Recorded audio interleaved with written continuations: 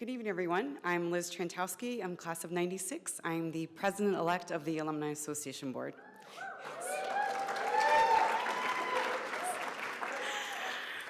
I'm very pleased to present tonight's Reverend Arthur S. Harvey C.S.C. Award. This award, established in 2000, is conferred on alumni for outstanding accomplishments or achievements as practicing performing artists.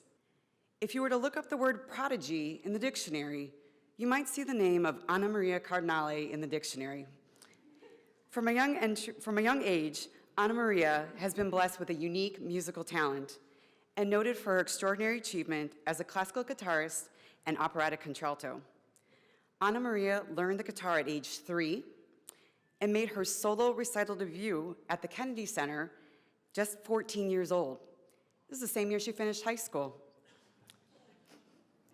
Since then, she has performed in renowned locations in Europe and across the United States, and she has more than a dozen albums to her credit. In AnnaMaria's hometown of Santa Fe, New Mexico, there is an image of the Virgin Mary known as La Conquistadora, or Our Lady of Conquering Love. It is the oldest continuously venerated image of Mary in the United States, having been brought here 400 years ago by Franciscan friars. As a child, AnnaMaria prayed to La Conquistadora every day for a successful career, and she promised to sing the Ave Maria at every shrine to the Virgin Mary that she encountered. It's not surprising she found her way to Notre Dame, given her great devotion to Our Lady. In 2004, AnnaMaria earned a doctoral degree from Notre Dame in theology, with a concentration in liturgical studies and an emphasis in Latino studies. And she did this at age 24. Guided by her Catholic faith, AnnaMaria has dedicated her life not only to musical performance, but also to service. After completing her degree at Notre Dame, AnnaMaria worked for the FBI and was later deployed with Joint Special Operations Command in Iraq. She subsequently transferred to Afghanistan, where her intelligence work on behalf of the Department of Defense exposed human rights abuses.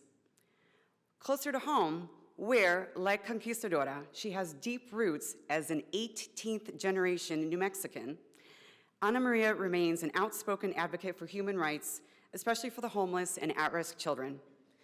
On behalf of the Alumni Association, please join me in welcoming and congratulating this year's Reverend Arthur S. Harvey C.S.C. Award winner, AnnaMaria Cardinalli.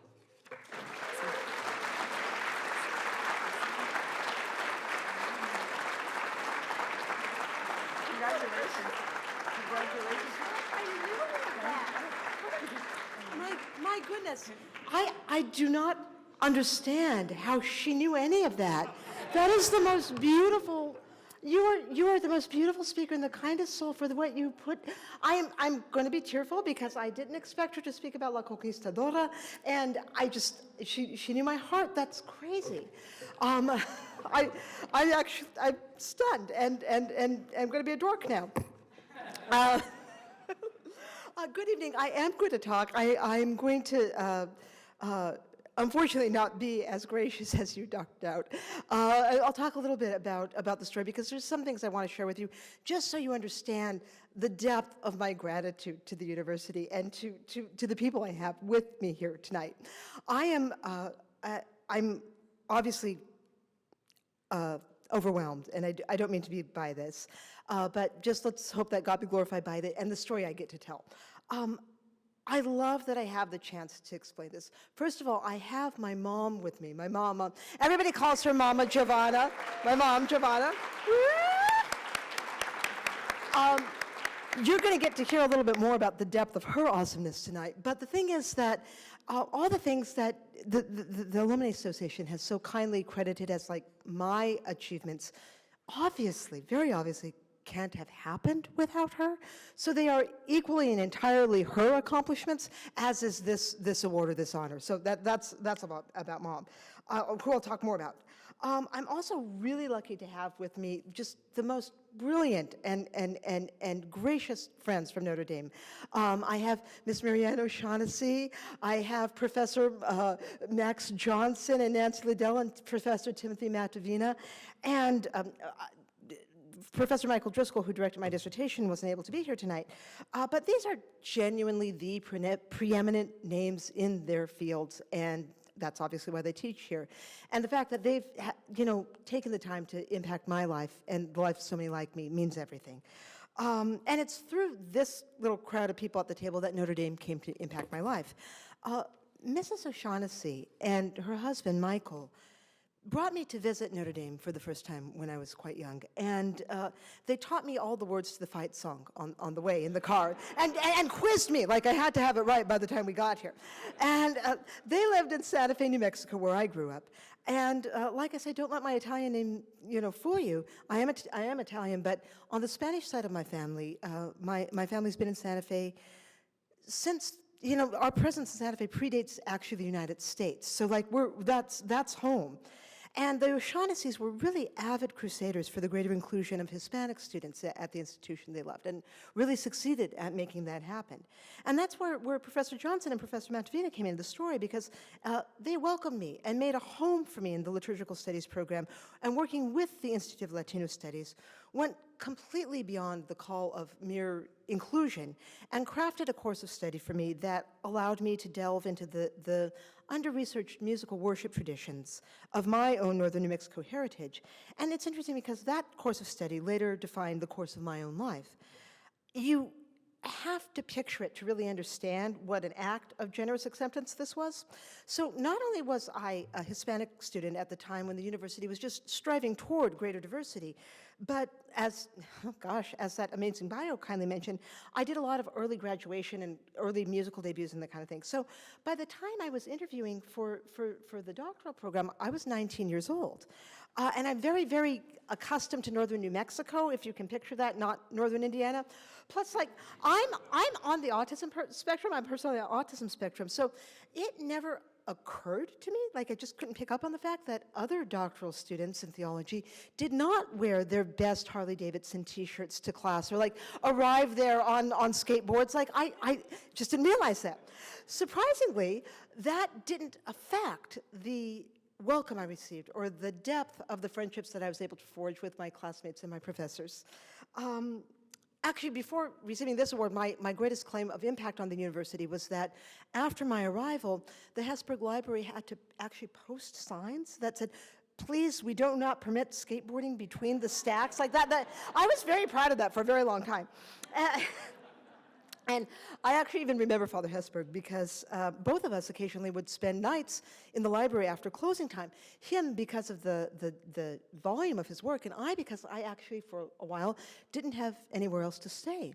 I used to work down the hall here at the Morris Inn. I used to play guitar for the dinner guests, and I would be paid mostly in food, and I would, which was really good, much like our dinner tonight. I mean, it was amazing. But I would spend my every last cent commuting to Chicago to study voice with Janis Pantazellos, to pursue the musical career that you're so kindly honoring tonight. It was, and Father Hesburgh actually, he caught me in the library once practicing when I thought nobody was there, and he never turned me in for doing that. So that was really cool of him. It was really cool. It was also in the Hesburgh Library that I watched the news of the Twin Towers fall with my classmates. That moment that we'll all always remember. And it was then that the course of study that the university had crafted for me began to intersect with the real-time tragedies of the world, and it sort of has ever since.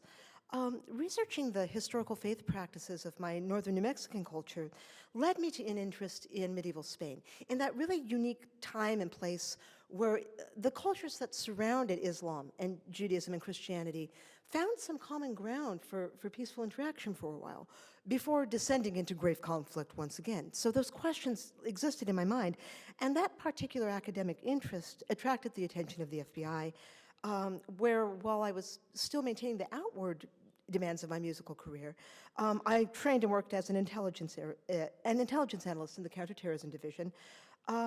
There, again, I don't know where she got this bio that she knew my entire life, but that's the FBI transferred me to the Joint Special Operations Command, and I deployed with them to Iraq, and after Iraq, I deployed to Afghanistan with the Marine Corps. I served on a human terrain team and on the very first female engagement team, which is just a lot of military speak for saying that my job had to do with close interaction with the local populations, like really getting to know the people village by village. And relying on my training at Notre Dame, my first instinct was to seek ways that art and culture would find us in our common humanity, would unite us. And instead, what I discovered was really how deeply the tragedies of our fallen world divide us.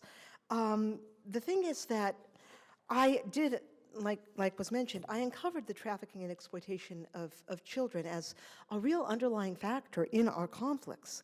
And that outed me, then I got outed by WikiLeaks when I was writing this. And so like a lot of outed intelligence professionals, I wrote a book it's called Crossing the Wire. It turned out to be kind of influential because it resulted in some congressional investigations, and it resulted in some sanctions that the UN passed against Afghanistan and their misuse of child combatants and that kind of thing. And that's all it did. It didn't really help any life be improved or saved. It was something that was, useful on paper. But the fact that it didn't do more than that broke my heart in a deep way.